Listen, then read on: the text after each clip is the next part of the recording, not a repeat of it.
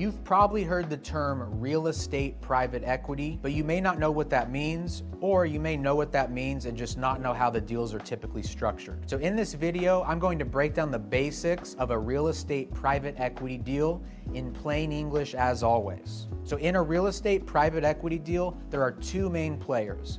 You've got the general partner, which is called the GP, and you've got the limited partner, which is called the LP. The GP is the active partner. They put the deal together, they go find the deal, they raise the capital, and they operate the property after closing. They make the day-to-day decisions at the property, such as picking the property manager, picking the leasing team, and some GPs even have their own in-house companies that provide property management and leasing services. But here's what may surprise you. Even though the GP is finding the deal and doing most of the work, they're only putting in a small amount of the money to purchase the deal.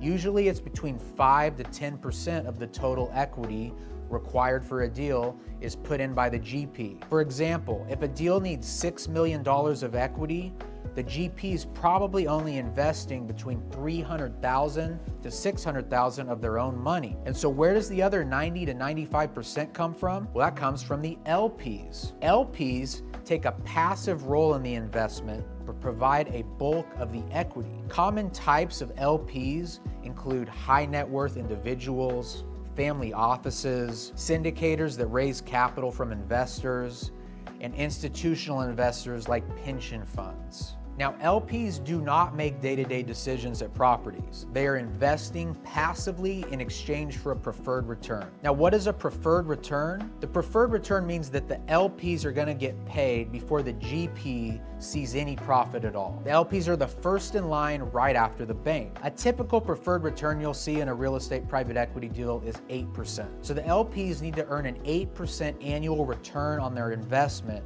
before the GP is gonna see $1 of profit. Now here's where it gets interesting. Once the LPs receive their preferred return, the GP is typically going to get an increased share of the remaining profits. This is called a promote or a carried interest, or sometimes you'll just hear the word carry. So even if the GP is only putting in 5 to 10% of the capital, they might walk away with 20% or more of the profits if the deal performs well. And so this is the model that drives most real estate private equity deals. High risk and high reward for the GP and passive income for the LP. Follow for more real estate breakdowns in plain English, and let me know if you have any questions in the comments.